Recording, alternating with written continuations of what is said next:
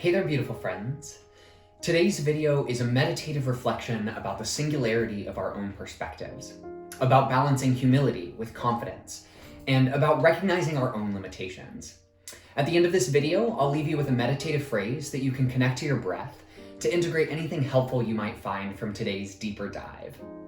So last time we spoke, I shared a story about Chimamanda Adichie and how engaging with both her thoughts and her mistakes helped me learn the value of preserving nuance as much as possible.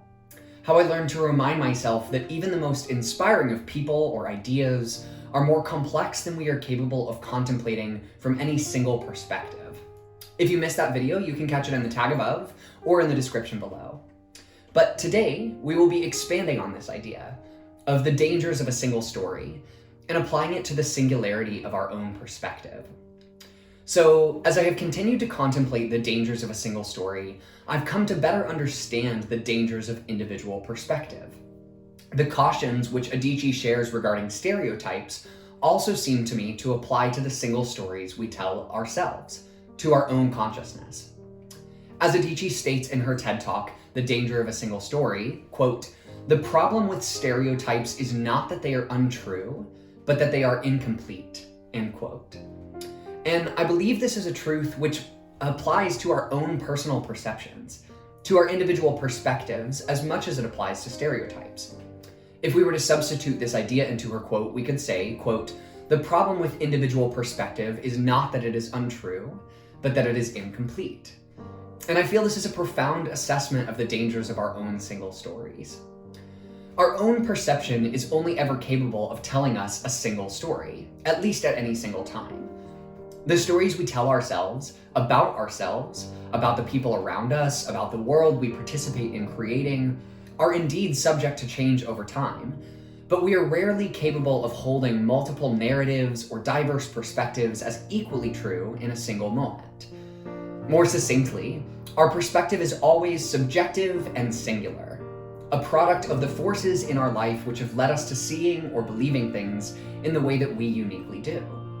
This is not an inherently bad thing. The uniqueness of each of our perspectives, their singularities, help shape one another in really inspiring and beautiful ways, which would not be possible if we all shared the same perspective. But our individual perspectives also come with some problems, with some dangers, and simply naming these can help provide a sense of humility and confidence by reflecting a more honest assessment of our position in the world. By looking at both the possibilities and anxieties of individual perspective, we can become more in tune with what makes our subjectivity trustworthy to help appease insecurity, as well as what limits our subjectivity, so that we can constantly remind ourselves that there is more to the world than what we alone can ever see. So we'll start with the positives, what we can trust about ourselves. First, our perspective always conveys truth of some fashion. Our brains respond to stimulus coherently and in calculated accordance with the information they receive. We can trust that process. No matter what you are going through or the extremity of your circumstances, you are still engaging with reality in some fashion. But it is important to remember that some perspectives of truth are more normatively aligned than others. That is, the truth that some people see and experience more consistently aligns with the truth that other people see, and the truths which we have chosen to organize society around. This process of collectively discerning truth is what helps to shape collective values. But it is important to realize that when the truth which people see does not fit our normative frames, we tend to exclude it. But seeing the world in a way different from how other people see it says more about the normative frames through which we view the world together than it does about the coherence of individual perspective.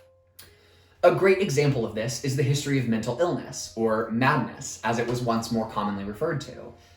As we know from historical cases like female hysteria, the institutionalization and criminalization of queer people, and the American Psychiatric Association's involvement with Guantanamo and the war on terrorism, the institutions which are supposed to be responsible for discerning and providing relief for people suffering from mental illness, or perhaps failing to look healthy and happy in the ways everyone else does, have regularly contributed to the violent enforcement of norms and stigmatization of difference. I am not suggesting that there has been no reform in these institutions since these mistakes and exclusions. Nor do I wish to diminish the earnest relief that I and many other people have received as a result of engaging with the scientific realities of mental illness.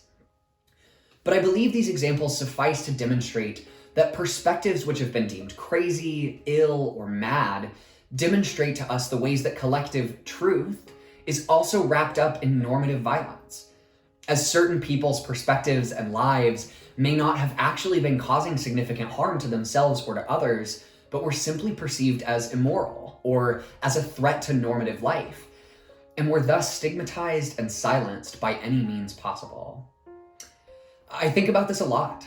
What my life would have looked like as a queer person if I were born even 20, 40, 60 years earlier. And this helps me better contextualize much of the stigma that I still experience and have experienced from mental health and medical professionals, from authority figures and police enforcement, from religious and academic institutions. In every sphere of society, much of the reform I now benefit from is, historically speaking, incredibly recent. And the sediment of those violent norms is still very much with us.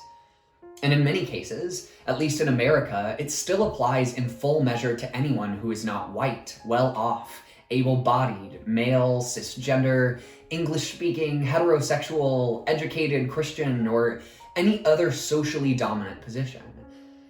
The truths of these voices outside the norms are taken less seriously because they challenge the coherency of what we have organized this nation around. They challenge what we are taught to accept as capital T truth. But I digress. I make these points only to demonstrate that no matter how abnormal, extremist, or absurd yours or anyone's perspective may appear, I genuinely believe that their perspective is still indicative of truth in some fashion. It may be skewed, buried, uncomfortable, distorted, inconvenient, or problematized in any way, but I believe that it is long overdue that we stop engaging with one another as fellow humans while accepting the idea that some people's view of the world is just completely or utterly wrong. We all have things to learn from one another. We all have something of value to contribute to the world.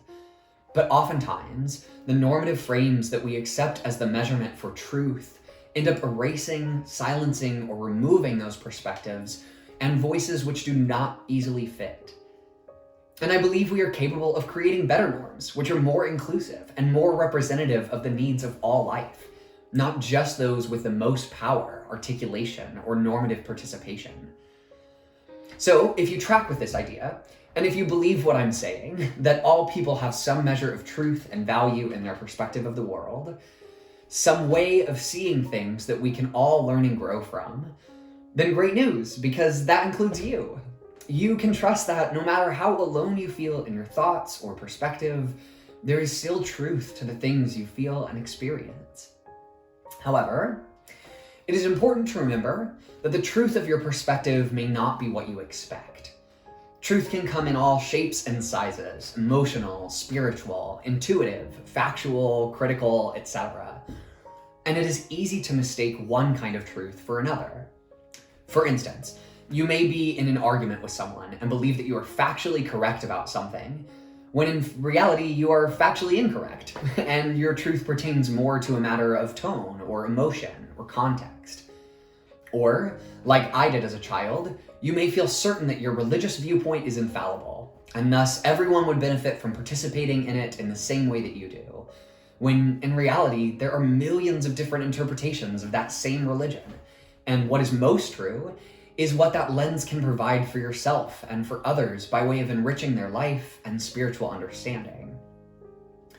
But in the sum total of your perspective, there will always be elements of truth, valuable observations which you make, which are unique to you, but which have the capacity to be valuable to others.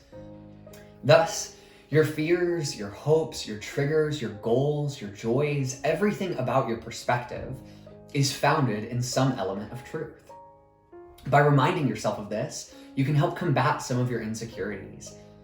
Even when you feel totally alone in your perception of things, you can reassure yourself that when considered seriously on its own terms, your perception reflects valuable truth.